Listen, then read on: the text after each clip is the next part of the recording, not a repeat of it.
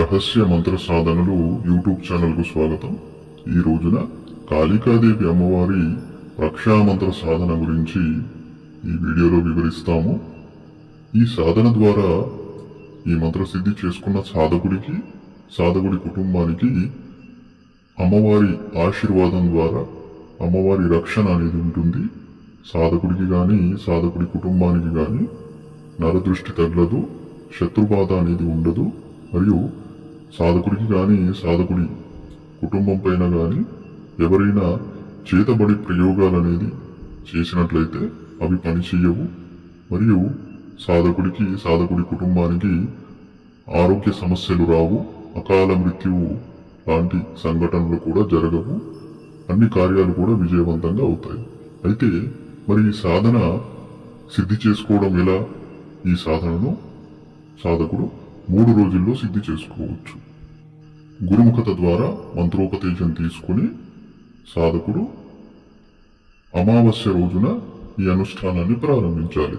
రాత్రి 10 గంటల సమయంలో ఏకాంత గదిలో దక్షిణ ముఖమున నల్లగొంగడి ఆసనాన్ని పరుచుకొని నల్లటి పంచను ధారణ చేసి పవిత్రంగా ఉండి సాధకుడు తన ఎదురుగా కాళికాదేవి అమ్మవారి సిద్ధి ప్రాణప్రతిష్ఠ కలిగిన విగ్రహాన్ని పీఠం పైన నల్లబట్టను పరిచి అక్షింతలతో స్వాస్తికము దించి ఆ స్వాస్తికము మధ్యలో అమ్మవారి ప్రాణప్రతిష్ఠ కలిగిన సిద్ధి విగ్రహాన్ని ప్రతిష్టాపన చేసి ఎదురుగా మట్టి దీపములో నల్ల నువ్వుల నూనె వేసి దీపాన్ని ప్రజ్వలితం చేసి అమ్మవారికి ఒక ఎరుపు రంగు చున్నీని సమర్పితం చేసుకుని ఒక గులాబీ అత్తరు సీసాను సమర్పితం చేసుకొని ఒక కొబ్బరికాయను సమర్పితం చేసుకొని ఎరుపు రంగు డజన్ గాజులను సమర్పితం చేసుకొని 5 నిమ్మకాయలను బలిగా సమర్పించి అమ్మవారికి నైవేద్య రూపంలో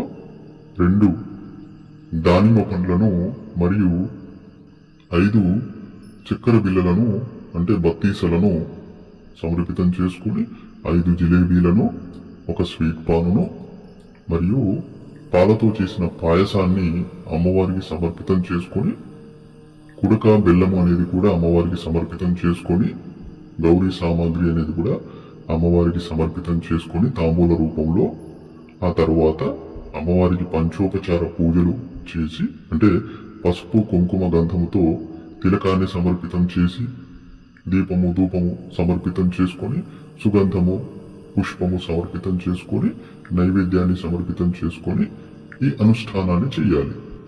ఈ సాధనలో కనీసము రోజు 1 లేదా 5 ఎర్ర మందార పువ్వులను అమ్మవారికి సమర్పితం చేయాలి. అమ్మవారికి మందార పువ్వులు అంటే చాలా ఇష్టము, అందుకని ఖచ్చితంగా మీరు ప్రయత్నం చేయండి అమ్మవారికి మందార పువ్వులను సమర్పితం చేసేందుకు. మరియు ఈ సాధనలో మీకు జపం చేసే సమయంలో శరీరం పైన రోమాలు ఇక్కపరుచుకుంటూ రావడము, ఎక్కువగా తల భారం అవ్వడము, ఆవలింతలు రావడము, అలాగే వెన్నుపూస అకస్మాత్తుగా వణకడం లాంటి అనుభవాలు కలుగుతాయి. మీరు జపం చేస్తున్నప్పుడు చుట్టుపక్కల గజ్జల శబ్దం అనేది రావడము, లేదా బయట కుక్కలు ఏడుస్తున్నట్టు, నక్కలు ఏడుస్తున్నట్టు ఇలాంటి శబ్దం అనేది వస్తుంది. మీరు ఈ సాధన చేస్తున్నప్పుడు కొంచెం వాతావరణం ఉగ్రంగా ఉంటుంది. మంత్రజపం చేస్తున్నప్పుడు కొంచెం గుబులుగా ఉండడము, మరియు రాత్రి సమయంలో ఎవరో మిమ్మల్ని చూస్తున్నట్టు లేదా మీకు భయానక కలలు కూడా పడవచ్చు. కాస్త భయంకరంగా ఉంటుంది సాధన. కానీ ఈ సాధన తెగించి చేసినట్లయితే మీకు మీ యొక్క కుటుంబానికి జీవితకాలము అమ్మవారి ఆశీర్వాదం ద్వారా మీకు ఒక అద్భుతమైన రక్షా కవచం అనేది ఉంటుంది.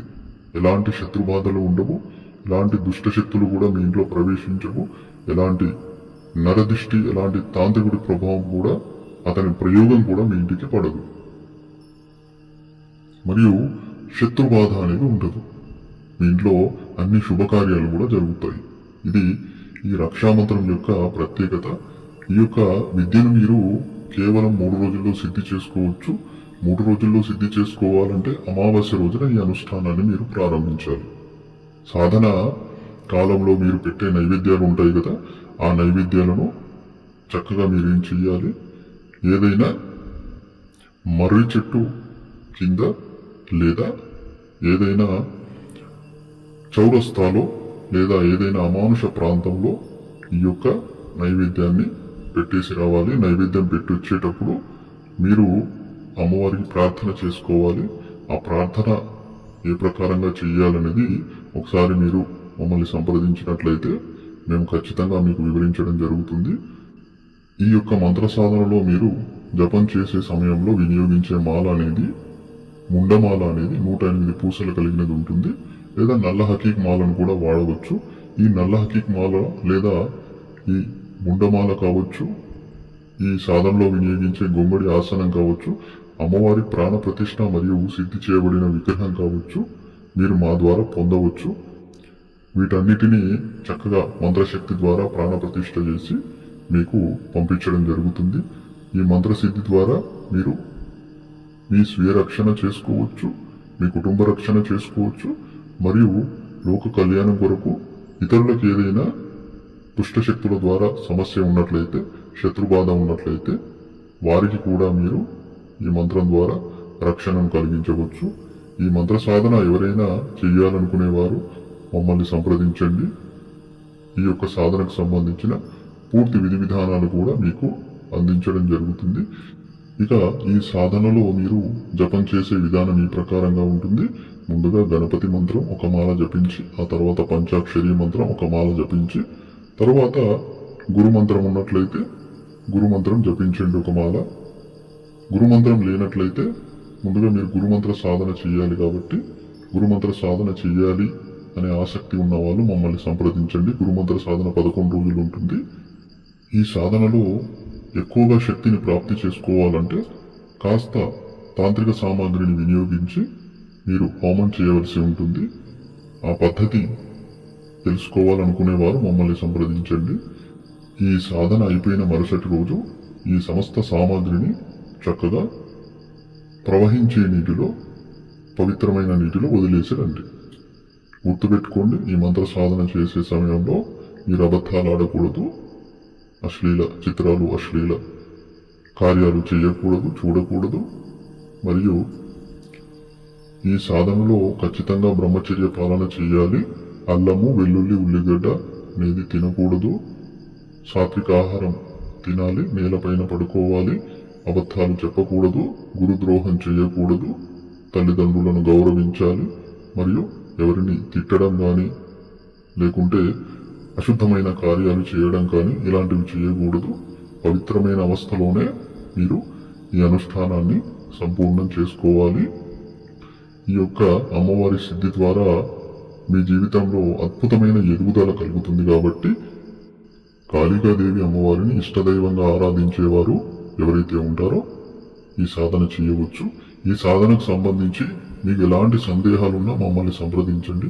ఖచ్చితంగా మీకు ఈ విద్యకు సంబంధించిన విషయాలన్నిటి గురించి తెలియపరచడం జరుగుతుంది. జై మా కాళీ.